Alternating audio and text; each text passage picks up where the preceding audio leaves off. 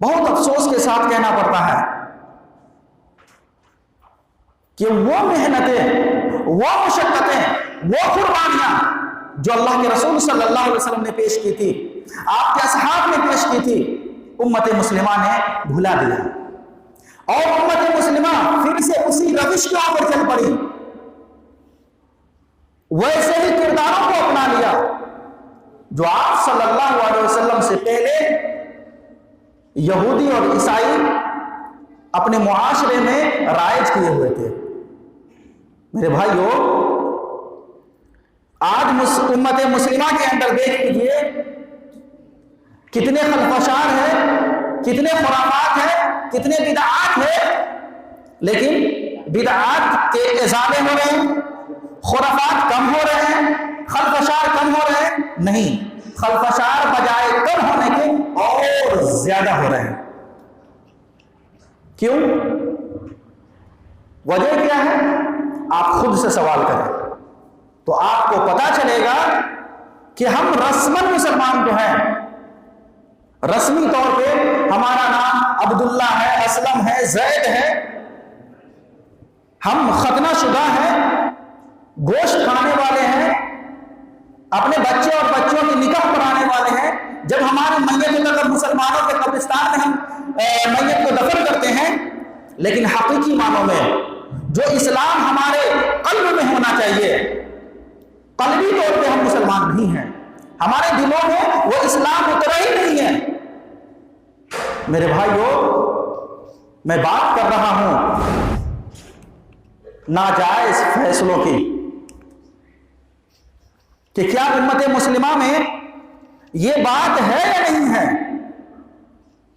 کیا کچھ لوگ ایسے ہیں یا نہیں ہیں کہ جو اقتدار کے مالک ہیں، جو کسی تنظیم کے صدر اور سیکریٹری ہیں، چاہے وہ مسجد کے ہو یا مدرسے کے ہو یا ذات اور برادری کے ہو، ادروائز کسی کے بھی ہو،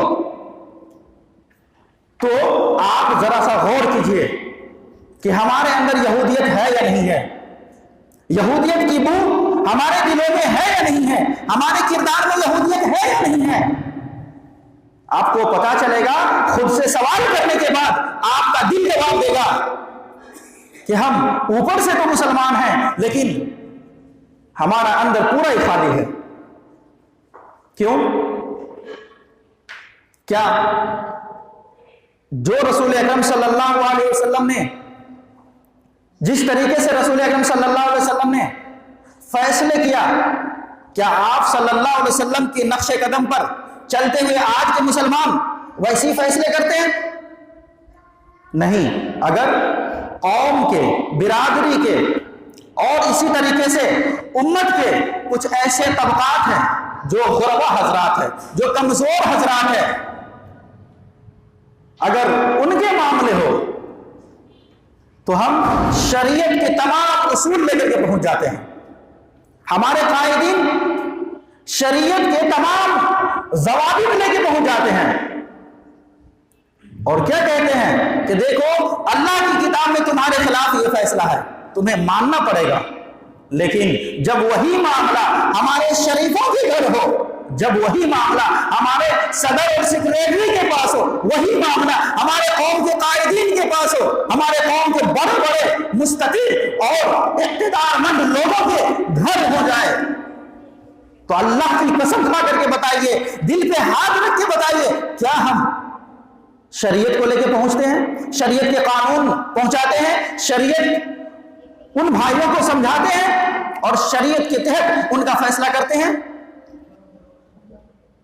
اگر آپ اپنے آپ کا جائزہ لیں، اپنے معاشرہ کا جائزہ لیں، اپنی تنظیموں کا جائزہ لیں، تو آپ کو پتا چلے گا نہیں، ہرگز نہیں۔ NWL نیل کا مطلب ہوتا بالکل نہیں، ایسا ہرگز نہیں ہو رہا ہے، بلکہ ہمارے شرفا حضرات بھی شریعت کے آئینوں میں کبھی دکھتے ہی نہیں ہیں۔ کیوں؟ اس لیے کہ بھائی پیسے والے ہیں، اقتدار والے ہیں، سورس و پیروی والے ہیں، اس کے اوپر کیسے حد بندی کی جائے، اس کے خلاف کیسے فیصلہ کیا جائے۔ میرے بھائیو، رسول اکرم صلی اللہ علیہ وسلم کی زندگی کے اوپر آپ غور کیجئے. اللہ کے رسول صلی اللہ علیہ وسلم اپنی زندگی میں فیصلہ کرتے ہیں، اور فیصلہ ایسا فیصلہ مت پوچھئے کیسا فیصلہ ہے، فیصلہ اپنی ذات کی عورت کا. آپ صلی اللہ علیہ وسلم کس برادری سے تھے؟ قریش برادری سے. یہ بات صحیح میں بول رہا ہوں یا نہیں بول رہا ہوں؟ قریش برادری سے، اور قریش کی عورت ہے، قریش کی بنو مخزوم قبیلے سے ہے. آپ حدیثوں کی کتابوں کو الٹیے، صحاح ستہ کے علاوہ بھی اس حدیث کو دیگر محدثوں نے بیان کیا ہے. صحیح بخاری میں یہ حدیث کم سے کم 4 مرتبہ امام بخاری رحمۃ اللہ علیہ نقل کرتے ہیں. صحیح بخاری کے اندر 4 مرتبہ. اسی طریقے سے صحیح مسلم میں بھی ہے، اسی طریقے سے سنن ترمذی میں بھی ہے، سنن ابو داؤد میں بھی ہے، سنن ابن ماجہ اور سنن نسائی میں بھی ہے. اور امام نسائی رحمۃ اللہ علیہ اس حدیث کو 7 مرتبہ نقل کیے ہیں، 7 طرق سے. 4901 سے لے کر کے 4907 تک صرف اسی حدیث کا تذکرہ ہوا. امام نسائی رحمۃ اللہ علیہ اپنی کتاب سنن نسائی کے اندر 4901 نمبر سے لے کر کے 4907 نمبر تک اس حدیث کا ذکر فرمایا. بتائیے یہ حدیث کتنی اہم ہے. انصاف کیا ہوتا ہے میرے بھائیو؟ یہ اس حدیث کو سننے کے بعد ذرا سا اپنے آپ کا جائزہ لیجئے کہ ہمارا معاشرہ کیسا ہونا چاہیے تھا. رسول اللہ صلی اللہ علیہ وسلم نے ہمارے معاشرے کو کیسا معاشرہ بنایا تھا.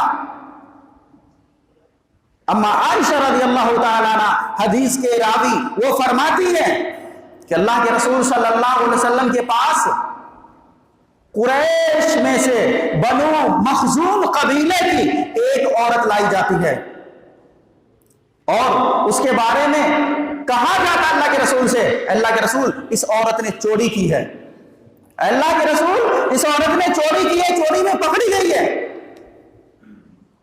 اللہ کے رسول صلی اللہ علیہ وسلم کو کیا چاہیے تھا؟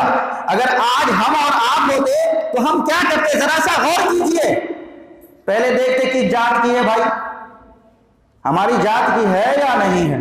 اگر ہماری ذات کی ہے تو پھر دیکھ لیں کہ بھائی ادھر ادھر کا معاملہ ہے نا. اسی طریقے سے ہم کیا دیکھتے؟ پیسے والے تو نہیں ہیں، سورس و پیروی والے تو نہیں ہیں. کہیں ایسا تو نہ ہو جائے کہ ہم اس کا تو فیصلہ سنا دیں، اس کے بعد یہ ہمارے اوپر ٹوٹ پڑے، رشتہ داریاں ٹوٹ جائیں، دوستیاں ٹوٹ جائیں. یہی دیکھتے نا بھائی. آج معاشرے میں کیا دیکھا جاتا ہے؟ یہی دیکھا جاتا ہے نا کہ اگر پیسے والے ہیں تو اس کے خلاف کوئی بات نہیں کی جائے گی اگرچہ وہ شریعت کے خلاف ہو. ہمارا معاشرہ تو یہ کہتا ہے. اللہ کے رسول صلی اللہ علیہ وسلم اگر دوغلی پالیسی کرتے، اللہ کے رسول صلی اللہ علیہ وسلم اگر ذات اور برادری کو دیکھتے تو کبھی بنو مخزوم کی عورت کو ہاتھ نہیں کاٹا جاتا. لیکن اللہ کے رسول صلی اللہ علیہ وسلم نے کیا کیا؟ اما عائشہ کیا کہتی ہے کہ ان کے جو رشتہ داران تھے، اس عورت کے رشتہ داران، تو انہوں نے یہ سوچا کہ اللہ کے رسول صلی اللہ علیہ وسلم سے جا کر کے ہم پیروی کر لیتے ہیں، اور پیروی کر لیتے ہو سکتا ہے اللہ کے رسول صلی اللہ علیہ وسلم چھوڑ دے. کیوں؟ اس لیے یہ گمان کیوں آیا؟ یہ خیال اس لیے آیا کہ پچھلی امتوں میں، یہودیت میں، عیسائیت میں یہی رواج تھا. وہ اپنے شریفوں کو چھوڑ دیا کرتے تھے، وہ اپنے بڑے لوگوں کو، سورس اور پیروی والے کو، پیسے والوں کو چھوڑ دیا کرتے تھے، ان کے اوپر حد بندی نہیں کیا کرتے تھے. اگر ان لوگوں میں کوئی ضعیف اور کمزور قسم کے لوگ اگر شریعت کے خلاف کوئی کام کرتے تو ان کے اوپر پوری شریعت تھوپ دیتے. تو اللہ کے رسول صلی اللہ علیہ وسلم کے بڑے ہی چہیتے صحابی اسامہ ابن زید رضی اللہ تعالی عنہ ہیں. لوگوں نے سوچا کہ دیکھو اسامہ ابن زید سے اگر سورس و پیروی کرواتے ہو تو ہو سکتا ہے کہ اللہ کے رسول صلی اللہ علیہ وسلم معاف کر دے. لیکن ایک بات بتائیے، یہ شریعت رسول اللہ صلی اللہ علیہ وسلم کی اپنی گڑھی ہوئی تھی؟ نہیں. اللہ کے رسول صلی اللہ علیہ وسلم اپنے من سے کوئی بات کرتے تھے؟ نہیں. اللہ کے رسول صلی اللہ علیہ وسلم ایک فیصلہ بھی کوئی ماں کا لال یہ نہیں دکھا سکتا کہ اللہ کے رسول نے ایک فیصلہ بھی شریعت کا اپنے من سے کیا ہو، نہیں۔ قرآن کہہ رہا ہے وَمَا يَنطِقُ عَنِ الْهَوَىٰ إِنْ هُوَ إِلَّا وَحْيٌ يُوحَىٰ، کہ دیکھو میرا نبی جو ہے اپنے من سے اپنی طرف سے کچھ نہیں بولتا، جو بھی وہ بولتے ہیں وہ اللہ رب العالمین کی طرف سے نازل کردہ وحی بولتے ہیں۔ تو اللہ کے رسول صلی اللہ علیہ وسلم کے پاس کون آ گئے؟ چہیتے، لاڈلے۔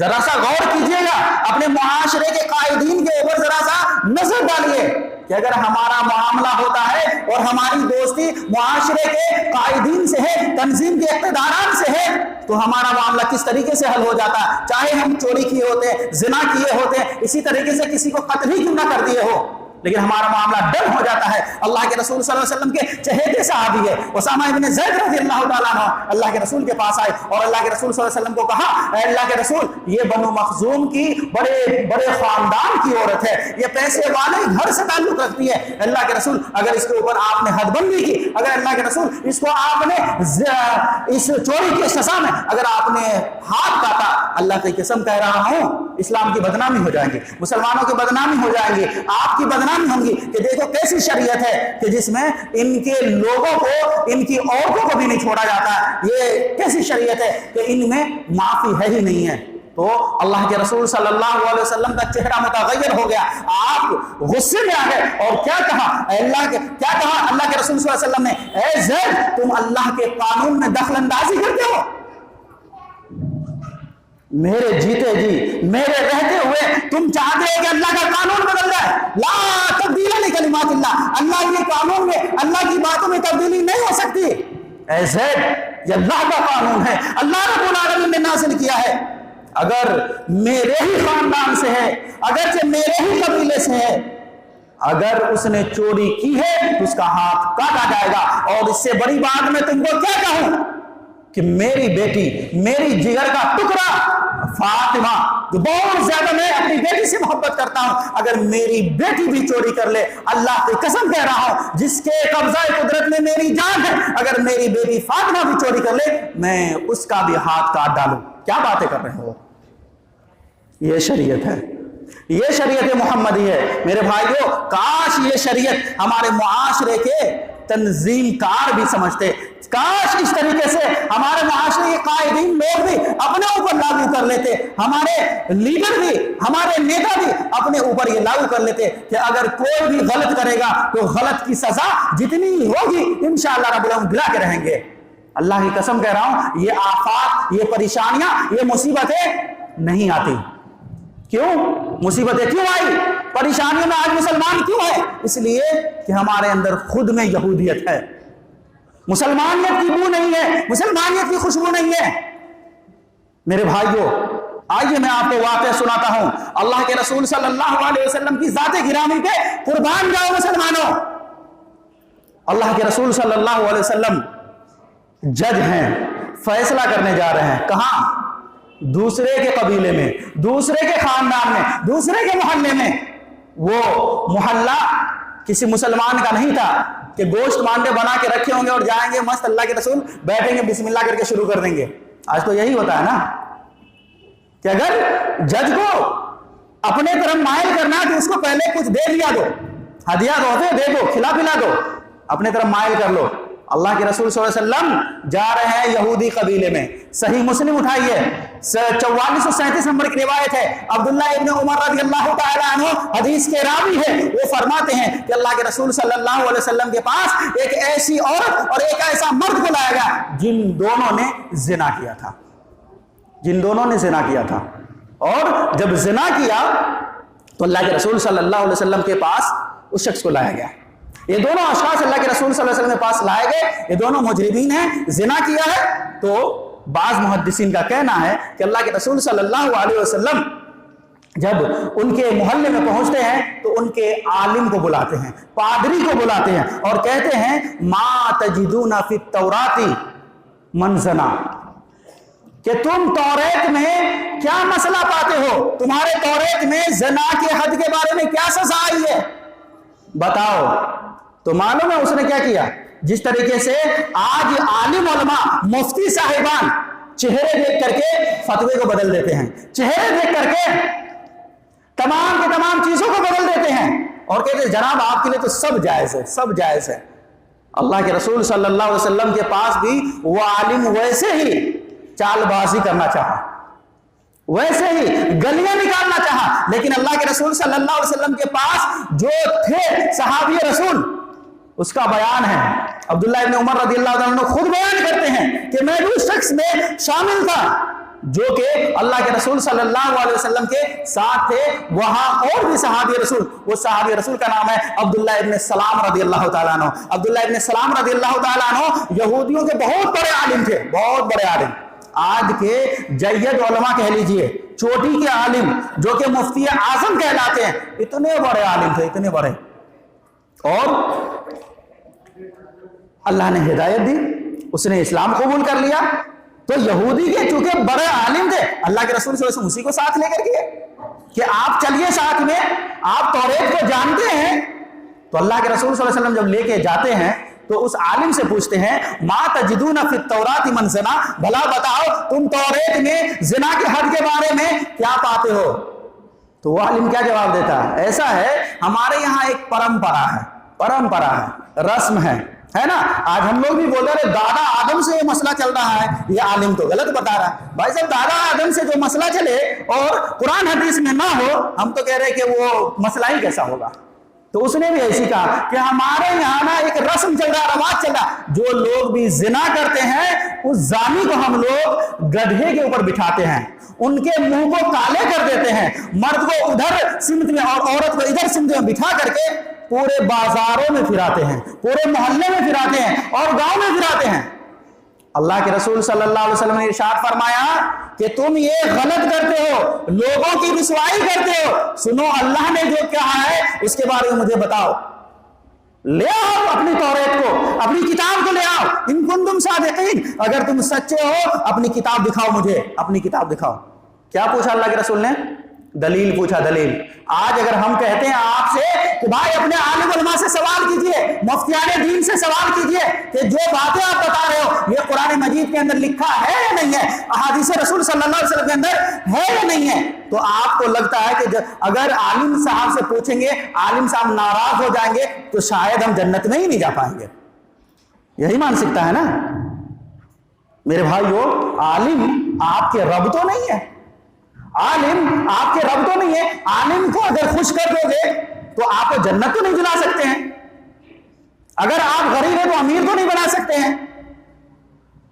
हरगिज़ ऐसा मामला नहीं। अल्लाह के रसूल ने पूछा कि सुनो दलील ले आओ, तो अल्लाह के रसूल सल्लल्लाहु अलैहि वसल्लम के पास तौरेत लाया गया, उनकी शरीयत की किताबें लाई गई। और जब तौरेत को पलटा जाता है, खोला जाता है, तो दूध और दूध पानी का पानी हो जाता है। एक नौजवान पढ़ने लगा तौरेत को। अल्लाह के रसूल सल्लल्लाहु अलैहि वसल्लम, याद रखिए, दुनियावी तौर पे कुछ पढ़े लिखे नहीं थे। जैसे हम भूगोल और साइंस की किताब स्कूल में जाके पढ़ते हैं, हमारे बच्चे आकर के मदरसे के क्लास लेते हैं, अल्लाह के रसूल वैसे किसी मदरसे में नहीं गए थे। इसलिए आप सल्लल्लाहु अलैहि वसल्लम को एक मुआविन की जरूरत थी और मुआविन बन के गए थे अब्दुल्ला इब्न सलाम रदियल्लाहु ताला अन्हु। तो लोगों को ऐसा लग रहा था, पढ़ने वाले को ऐसा लग रहा था कि मोहम्मद सल्लल्लाहु अलैहि वसल्लम तो कुछ जानते नहीं इस मामले में, तो हम कैसे भी ना निकाल देंगे, गलियां निकाल देंगे। कैसे क्या किया? तौरेत के उस आयत के ऊपर जो रज्म वाली आयत है उसके ऊपर उंगलियां रख दी और आगे के लाइन को पढ़ना शुरू कर दिया। अब्दुल्ला इब्न सलाम रदियल्लाहु ताला अन्हु कहते हैं अल्लाह के रसूल सल्लल्लाहु अलैहि वसल्लम इसको जल्दी से कहिए कि इस पेज को उल्टे और अपने हाथ को हटाए। अल्लाह की कसम इसके हाथ के नीचे रज्म वाली आयत है। अब्दुल्ला इब्न सलाम रदियल्लाहु ताला अन्हु ने जैसे अल्लाह के रसूल को कहा, अल्लाह के रसूल ने कहा तो अपने हाथ को हटा, फिर से पेज पलट, फिर से पढ़। जब पढ़ा गया तो उसी तरीके से वही हद जो इस्लाम में है कि अगर जानी, अगर कोई शादीशुदा है और वो जिना कर ले तो उसे रज्म कर दिया जाए। अल्लाह के रसूल सल्लल्लाहु अलैहि वसल्लम ने अपनी शरीयत के तहत नहीं बल्कि तौरेत के तहत फैसला करके बताया कि देखो तुम्हारे तौरेत में जो फैसला वही मैं करूंगा, लिहाजा इसको रज्म ही किया जाएगा। اور آپ صلی اللہ علیہ وسلم نے اسے رجم کرنے کا حکم دیا۔ میرے بھائیو، میں یہ بتانا چاہ رہا ہوں کہ اگر ہمارے معاشرے میں ایسے قائدین حضرات پیدا ہوں گے تو انشاءاللہ رب العالمین ہمارا معاشرہ جو ہے اسلامی معاشرہ بنے گا۔ نہیں تو یاد رکھیے، ہم ایسے ہی چلاتے رہیں گے، ہم ایسے ہی سنتے رہیں گے، ایسے ہی واہوائی لوٹتے رہیں گے اور عالم علماء کی باتوں پہ سبحان اللہ کے نعرے لگاتے رہیں گے، لیکن حقیقت سے کبھی آشنا نہیں ہو سکتے ہیں، حقیقت سے کبھی آشنا نہیں ہو سکتے ہیں۔ میرے بھائیو، ایک واقعہ بہت ہی مشہور ہے، اب صحابی رسول کی زندگی کا ایک واقعہ میں بتاتا ہوں۔ عمر رضی اللہ تعالیٰ عنہ کے بیٹے ہیں، ان کا نام ہے ابو الشمح۔ حالانکہ یہ روایت جو ہے سند کے اعتبار سے بہت سارے احادیث کی کتاب میں جو ہے جس طریقے سے نقل ہوئی ہے، جس انداز سے نقل ہوئی ہے، اس سند سے ضعیف ہے، لیکن جو صحیح روایت ہے میں آپ کو بتاتا ہوں۔ عبید الرحمن مبارک پوری رحمۃ اللہ علیہ اس روایت کے بارے میں تحقیق بتاتے ہیں کہ ایسا ہے کہ اللہ کے رسول صلی اللہ علیہ وسلم کے یہ دوسرے خلیفہ ہیں، عمر رضی اللہ تعالیٰ عنہ، دور خلافت میں عمرو بن عاص رضی اللہ تعالیٰ عنہ کو مصر کا گورنر بناتے ہیں، مصر کے چیف منسٹر بناتے ہیں۔ وہاں کیا ہوتا ہے کہ عمر رضی اللہ تعالیٰ عنہ کے بیٹے جو ابو الشمح ہیں، یہ ابو الشمح جاتے ہیں جہاد کے لیے۔ اب صحابی رسول کا یہ کردار تھا، انداز تھا کہ آپ رضی اللہ تعالیٰ عنہ سرکہ بنایا کرتے تھے، نبیذ بنایا کرتے تھے۔ نبیذ اس کو کہتے ہیں کہ آپ جو ہے کھجور کو ایسے کر کے 2 ٹکڑے کر لیجئے اور اس کو پانی میں ڈال دیجئے، اور پانی میں ڈالنے کے بعد وہ پانی جو ہے میٹھا ہو جاتا ہے تو وہ پینے میں نا آپ کو مزہ آئے گا، اچھا لگے گا، لذیذ ہوتا ہے۔ تو ویسے ہی اگر اس کو آپ زیادہ دیر رکھ دیں گے تو اس پانی میں نشہ آ جاتا ہے۔ تو اسی واقعے کو عبید الرحمن مبارک پوری رحمۃ اللہ علیہ نقل کرتے ہیں کہ دیکھو بس اتنا ہی واقعہ تھا کہ اس میں نشہ آ گیا، نشہ، اور دیر ہو گئی تھی پینے میں، اب اس کو تھوڑا نشہ آ گیا، ابو الشمح رضی اللہ تعالیٰ عنہ کو اور ایک بدری صحابی تھی، ان دونوں کو۔ تو اب اس نے سوچا کہ ایسا لگ رہا کہ میں نے شراب پی لی ہے۔ تقویٰ کا یہ انداز ہے، تقویٰ کا یہ طریقہ ہے کہ لگ رہا ہے کہ مجھے رجوع کرنا چاہیے۔ عمرو بن عاص رضی اللہ تعالیٰ عنہ کو خبر دیتے ہیں کہ دیکھو میں نے نبیذ بنائی تھی، اس میں نشہ آ گیا تھا، مجھے پتا نہیں تھا اور میں پی لیا، لہذا میں کہتا ہوں کہ تم مجھے کوڑے لگاؤ تاکہ میری یہ عادت ایسی ہے تو میں باز آ جاؤں۔ دیکھیے اپنے اوپر حد لگا رہے ہیں۔ وجہ کیا ہے؟ وجہ کیا بنی کہ کہیں ایسا نہ ہو جائے کہ میرا من اور شوق ہو جائے اور اس طریقے سے اور میں نشہ آور چیزوں کی طرف میں اور دور کروں، اس لیے حد لگوا لیتا ہوں۔ عمرو بن عاص رضی اللہ تعالیٰ عنہ اپنی صحن میں بلاتے ہیں، اپنے پراکوشٹ اپنے آفس میں بلاتے ہیں اور ان لوگوں کو سزا دلواتے ہیں۔ جب یہ بات کانوں کان خبر ہو گئی، حضرت عمر رضی اللہ تعالیٰ عنہ کو مدینے میں اللہ کے رسول صلی اللہ علیہ وسلم کے یہ دوسرے خلیفہ عمر رضی اللہ تعالیٰ عنہ خط لکھتے ہیں عمرو بن عاص کو کہ ان دونوں کو میرے پاس بھیجو، ان دونوں کو میرے پاس بھیجو۔ اور اے عمرو بن عاص، تمہاری یہ جرأت کیسے ہو گئی کہ تم نے میرے بیٹے کو اپنے آفس میں سزا دیا؟ اگر سزا ہی دینا تھا تو مسلمانوں کے عام وہ جگہ جہاں تم تمام مجرموں کو سزا دیتے وہاں سزا دیتے، اس لیے کہ میرا بیٹا ہے اس لیے تم نے آفس میں سزا دی ہے؟ نہیں، میرے پاس بھیجو۔ عمر رضی اللہ تعالیٰ عنہ بلا لیے اور بلانے کے بعد اس کو ڈبل سزا دی ہے اور کہا بیٹا میں اس لیے دے رہا ہوں کہ تمہیں عمرو بن عاص نے جو سزا دی ہے وہ اس لیے رعایت کرتی ہے کہ یہ حاکم وقت کا بیٹا ہے، تو بھلا سب کے سامنے کس طریقے سے اس کو ذلیل اور رسوا کروں۔ ذرا سا غور فرمانا میرے بھائیوں، قوم کے ذمہ داروں، غور فرمائیے۔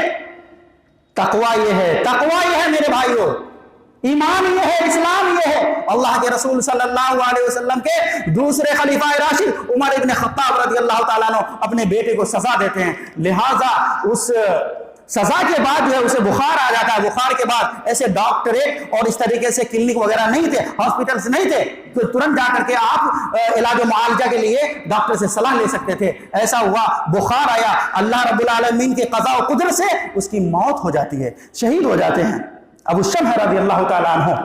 میرے بھائیوں، تو میں اس واقعے سے بتانا چاہتا ہوں کہ دیکھیے حاکم وقت کے بیٹے ہیں لیکن معافی نہیں ہے، کیوں؟ اس لیے کہ اس نے شریعت کے اصول کی خلاف ورزی کی ہے۔ میرے بھائیوں، تو میں کہنا چاہتا ہوں ہم اور آپ کس کھیت کے مولی ہیں؟